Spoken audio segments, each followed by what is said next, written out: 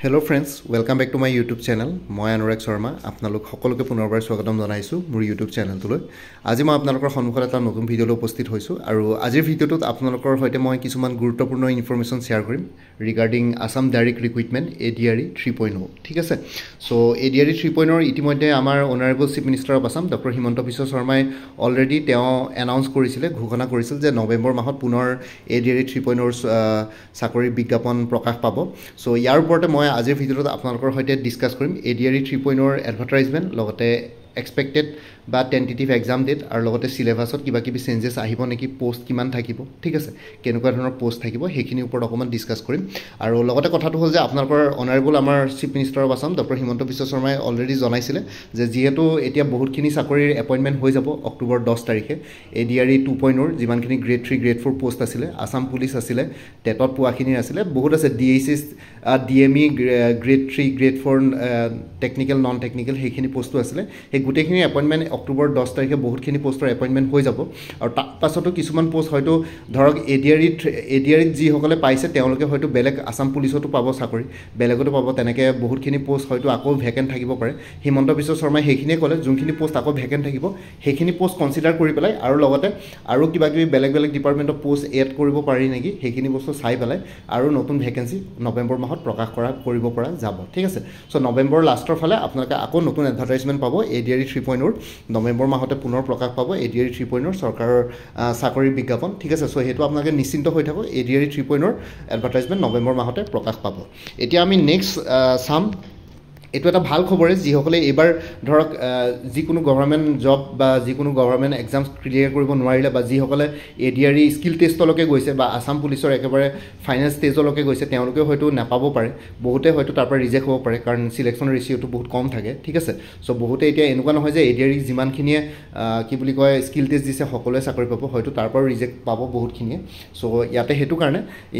এতিয়া upcoming ADRE কাৰণে আপোনালোকে প্ৰস্তুতি চলাই থাকক কাৰণ আপোনালোকৰ কাৰণে সুখবৰ আহিছে ঠিক আছে good news for the experience ADRE 3.0 আহি গল সোনকালে আহি যাব নৱেম্বৰ মাহত আপোনালোকে বিজ্ঞাপন পাই যাব ঠিক আছে নৱেম্বৰ 2025 ৰ এডভাৰটাইজমেন্ট ওলাব আৰু পোষ্ট গ্ৰেড 3 গ্ৰেড 4 দুটা পোষ্টে থাকিব নাম্বাৰ অফ পোষ্টটো কথাটো হ'ল যে এবাৰ যিমান সকলে চাকৰি পাব তাৰ পিছত যিমান পোষ্ট ভেকেন্ট হৈ থাকিব সেইখিনি পোষ্টৰ কাৰণে নতুন বিজ্ঞাপন ওলাব লগতে তাৰ বাহিৰেও আৰু কিছুমান নতুন ডিপাৰ্টমেন্ট ওয়াইজ য'ত ভেকেন্সি থাকে সেইখিনি স্ক্ৰুটনি কৰি পেলাই সেইখিনি পোষ্ট এড কৰা হ'ব কাৰণ এবাৰ পৰীক্ষাত অকল ADRE বুলি নহয় বহুত বিলাক ডিপাৰ্টমেন্টৰ পৰীক্ষা হৈছে লাইক কি বলে এডুকেশন ডিপাৰ্টমেন্ট ঠিক আছে পুলিচ ডিপাৰ্টমেন্ট আৰু লগতে আসাম ডাইৰেক্ট ৰিক্ৰুইটমেন্টেও বহুতখিনি পৰীক্ষা কণ্ডাক্ট কৰিছে হেলথ সাৰ্ভিসতো বহুতখিনি পোষ্ট আছে ঠিক আছে বহুতখিনি এক্সামছ কণ্ডাক্ট কৰিছিল ঠিক আছে DME director medical education and all ঠিক আছে সেইখিনি বস্তুত আপোনালোকে ধৰক বহুতে ধৰক এজন ক্যান্ডিডেটে দুটা তিনটা চাকৰি পাব পাৰে সো তেতিয়া যিকোনো এটা জয়েন কৰিব বাকিটা পোষ্টটো খালি হৈ থাকিব সো হেতু কাৰণে ইয়াতে আসাম গভৰ্ণমেন্টৰ কোনো ৱেটিং লিষ্টৰ কোনো সিস্টেম নাই ঠিক আছে সো আসাম গভৰ্ণমেন্টে ৱেটিং লিষ্ট সিস্টেমটো ইয়াতে মেইনটেইন নকৰে তেওঁলোকৰ এক্সামিনেশন ৰুলছত বা ৰিক্ৰুইটমেন্ট ৰুলছত তেনেকুৱা প্ৰসিডিউৰ নাই ৱেটিং লিষ্টৰ সো হেতু কাৰণে ৱেটিং লিষ্টৰ আশা নকৰিব খালি কথাটো হ'ল যে ৱেটিং লিষ্ট বাদ দি পেলাই এতিয়া আপোনালোকে নেক্সট ADRE ৰ যোনটো এডভাৰটাইজমেন্ট ওলাব তাতে আপোনালোকে ADRE যোনখিনি ভেকেন্ট পোষ্ট থাকি যাব কাৰণ বহুতবিলাক পোষ্টত চাকৰি পাব যিকোনো এটা জয়েন কৰিব ADRE হয়তো জয়েন নকৰিব পাৰে সেইবিলাক পোষ্ট ধৰক ভেকেন্ট হৈ থাকিব আৰু লগতে নতুন পোষ্ট তেওঁলোকে এড কৰি পেলাই নতুন এডভাৰটাইজমেন্ট নৱেম্বৰ মাহতে ৰিলিজ কৰিব বা পাবলিশ কৰিব বুলি অনাৰেবল চিফ মিনিষ্টাৰে কৈছে ঠিক আছে সো নাম্বাৰ অফ পোষ্টটো সেই তেনেকুৱা হ'ব এতিয়া চাব লাগিব এতিয়া নাম্বাৰ অফ পোষ্টৰ কোনো তেনেকুৱা তথ্য অহা নাই তেনেকুৱা ধৰণৰ কোনো একো গম পোৱা নাই কিমান হ'ব কিন্তু আকৌ তেনেকুৱা হাজাৰ চাকৰি ইয়াতে ওলাব আৰু এক্সাম ডেটটো হ'ল আপোনালোকে অহা বছৰটো আপোনালোকৰ ইলেকশ্যন আছে মাৰ্চ এপ্ৰিলত সো 2026 ৰ আসাম লেজিসলেটিভ এছেম্বলিৰ ইলেকশ্যন আছে আৰু মাৰ্চ এপ্ৰিলত পৰীক্ষা নহয় আগৰবাৰৰ নিচিনা আকৌ সেই ধৰক আগষ্ট ছেপ্টেম্বৰ মাহতে পৰীক্ষা অনুষ্ঠিত কৰিবগে নৱেম্বৰ মাহত যদি এডভাৰটাইজমেন্ট ওলাই তাৰ পিছত আকৌ অনলাইন এপ্লিকেশন চলিব অনলাইন এপ্লিকেশনৰ পিছত আকৌ গুটেখিনি বস্তু স্ক্ৰুটনি কৰিব সেইখিনি গুটেখিনি কৰাৰ পিছত সেই প্ৰসেসটো কৰোতে ফেব্ৰুৱাৰী মান পাই যাবগে তাৰ পিছত আপোনালোকৰ 3 মাহ মান গ্যাপ দিয়াৰ পিছত March April May June July ঠিক আছে সো তেনেকে অকমান লেট হ'ব পাৰে আৰু জুলাই মাহলৈকে কাৰণ ইলেকশ্যনৰ কথা আছে ইলেকশ্যনৰ মাজত একো কৰিব নোৱাৰে সো হেতু কাৰণে আপোনালোকে আকৌ নেক্সট আগষ্ট বা ছেপ্টেম্বৰত পৰীক্ষা পৰীক্ষা অনুষ্ঠিত কৰিব বুলি ধৰি ল'ব পাৰে আৰু সিলেবাছৰ কথা কওঁ যে আপোনালোকে দেখিছে এক্সাম পেটাৰ্নৰ সিলেবাছৰ কথা ডক্টৰ হিমন্ত বিশ্ব শৰ্মাই যোৱাবাৰো কৈছিলে যে এইবাৰে চেঞ্জ কৰিম বুলি কিন্তু বহুতৰ পৰা মেইল বা ৰিকুৱেষ্ট পোৱাৰ কাৰণে তেওঁ ক'লে যে লাষ্ট ইয়াৰৰ নিচিনা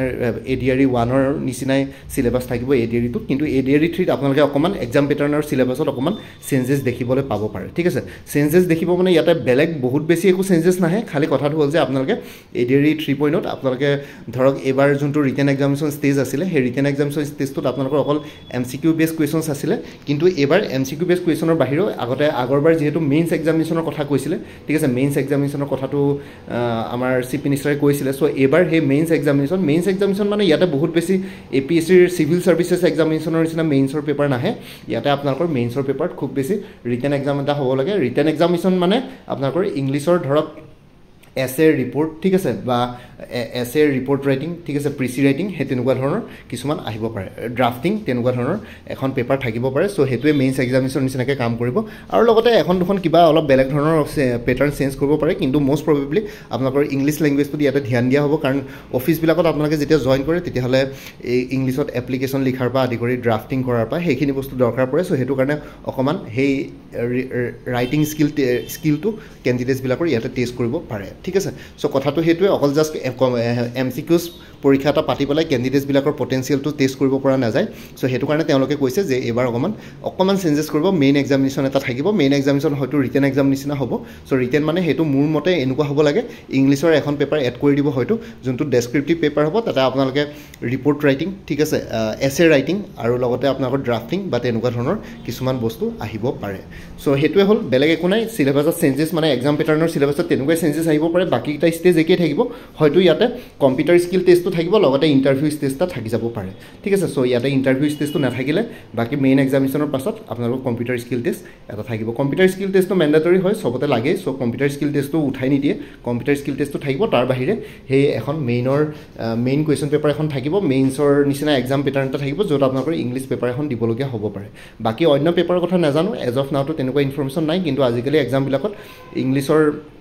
এখন পেপাৰ তেনেকুৱা দি দিয়ে কাৰণ APSCৰ ডিপাৰ্টমেণ্টেল এক্সামবিলাকতো আমি দেখা পোৱা যাওঁ সো সেইটো কাৰণে সেইখিনি বস্তু এনেকুৱা ধৰণৰ চেঞ্জেছ কিছুমান আহিব পাৰে ঠিক আছে সো এইখিনি হৈ গ'ল এইখিনি ইনফৰ্মেশ্যন দিবৰ কাৰণে ভিডিঅ'টো বনালোঁ আই হোপ আপোনালোকে ভিডিঅ'টোৰ পৰা অলপ হ'লেও কিবা এটা কথা গম পালে বাকী ভেকেঞ্চিৰ বিষয়ে যদি কিবা সবিশেষ জানো অক্টোবৰ 10 তাৰিখৰ পাছত এইখিনি এপইণ্টমেণ্ট হৈ যোৱাৰ পিছতে আমি ভেকেঞ্চিৰ কথা গম পাওঁ অক্টোবৰ মাহৰ লাষ্টৰ ফালে আমি গম পাই যাম টেণ্টেটিভ ভেকেঞ্চি কিমান ওলাব পাৰে বা চৰকাৰৰ ফালৰ পৰাও তেনেকুৱা ধৰণৰ কিবা তথ্য আমাক দিব পাৰে ঠিক আছে সো এইখিনিয়ে হৈ গ'ল এইখিনি জনাবৰ কাৰণে ভিডিঅ'টো বনালোঁ বাকী আপোনালোকে যদি আপকামিং এক্সামছবিলাকৰ কাৰণে প্ৰিপেৰেশ্যন কৰি আছে লাইক গুৱাহাটী হাইকোৰ্টৰ জুনিয়ৰ এডমিনিষ্ট্ৰেটিভ এছিষ্টেণ্টৰটো ঢেৰ পোষ্ট ওলাইছে এবাৰ 366 তাৰ কাৰণে এটা ফুল কোৰ্চ এভেইলেবল আছে 375ত কোনোবা যদি ইণ্টাৰেষ্টেড কেণ্ডিডেটছ আছে এইটো নম্বৰ হোৱাটছএপ কৰিব পাৰে 9706557851ত APSC ফৰেষ্ট ৰেঞ্জাৰ বা ছইল কনজাৰ্ভেশ্যন ৰেঞ্জাৰৰ ফুল কোৰ্চ এভেইলেবল আছে ইংলিছ আৰু জেনেৰেল নলেজৰ ওপৰত 349ত এইটো নম্বৰ হোৱাটছএপ কৰিব পাৰে 9706557851ত আৰু কাৰেণ্ট এফেয়াৰ্ছৰ এটা কোৰ্চ এভেইলেবল আছে 2024-25 99 ৰুপিছত মান্থলি বেচিছত কাৰেণ্ট এফেয়াৰ্ছ আছে 2024 মান্থ ৱাইজ গোটেই বছৰটো আছে আৰু 2025 জুলাইলৈকে কভাৰ কৰা হৈছে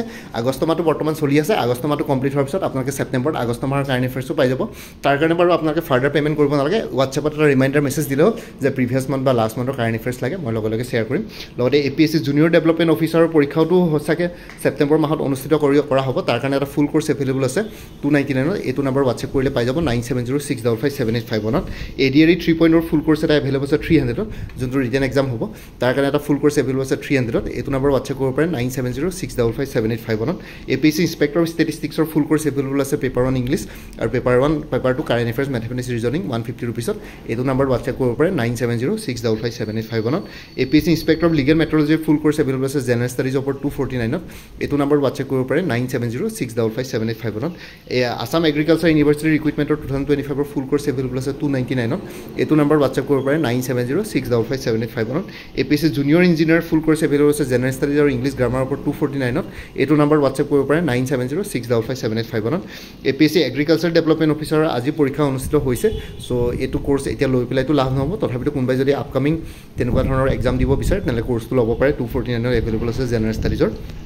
আৰু আপডেটেড কাৰেণ্ট এফেয়াৰ্ছবিলাক মই ক'লোঁ আপোনালোকে লাইফ টাইমৰ কাৰণে পাই থাকিব তাৰ কাৰণে কোনো ফাৰ্ডাৰ পে'মেণ্ট কৰিব নালাগে মই প্ৰত্যেক মাহৰ বিগিনিঙতে বা ষ্টাৰ্টিঙতে এটা ৰিমাইণ্ডাৰ মেছেজ দিলে হ'ল যে প্ৰিভিয়াছ মান্থ বা লাষ্ট মান্থৰ কাৰেণ্ট এফেয়াৰ্ছ লাগে মই লগে লগে শ্বেয়াৰ কৰি দিম চ' কোনোবা যদি ইণ্টাৰেষ্টেড কেণ্ডিডেটছ আছে এইটো নম্বৰ হোৱাটছএপ কৰিব পাৰে 9706557851 আপোনালোকে কোনটো কোৰ্চ লাগে কোৰ্চৰ কণ্টেণ্টছখিনি শ্বেয়াৰ কৰিম লগতে পে'মেণ্টৰ লিংক দিম পে'মেণ্ট কৰাৰ লগে লগে গোটেই কোৰ্চটো নিজৰ হোৱাটছএপত PDF ফৰ্মেটত পাই যাব আৰু ইয়াতে যোনটো হোৱাটছএপ নম্বৰ দি আছে এইটো অনুগ্ৰহ কৰি কল নকৰিব এইটো জাষ্ট হোৱাটছএপ পেজৰ কাৰণে এভেইলেবল কলৰ কাৰণে এভেইলেবল নহয় বাকী ভিডিঅ' ডেছক্ৰিপশ্যনৰ কমেণ্ট ছেকশ্যন চেক কৰক তাতে কোৰ্চখিনিৰ কথা আৰু উল্লেখ কৰি দিয়া আছে আৰু লগতে মোৰ আৰু এটা চেনেল আছে অসম আইকি বুলি সেই চেনেলটোৰ লিংকটো এই ভিডিঅ'টোৰ ডেছক্ৰিপশ্যনত শ্বেয়াৰ কৰিছোঁ আপোনালোকে সেইটো চেনেলো ছাবস্ক্ৰাইব কৰিব পাৰিব চ' ডেট ভৱিষ্যতলৈ এনেকুৱা ধৰণৰ কম্পিটিটিভ এক্সামছবিলাক দিয়াৰ ক্ষেত্ৰত আৰু অলপ এক্সট্ৰা গাইডেঞ্চ পাই যায় বাকী ADRE 3.0 বুলি এটা প্লেলিষ্ট ক্ৰিয়েট কৰি থোৱা আছে সেই প্লেলিষ্টত আপোনালোকে এই ভিডিঅ'ছবিলাক পাই যাব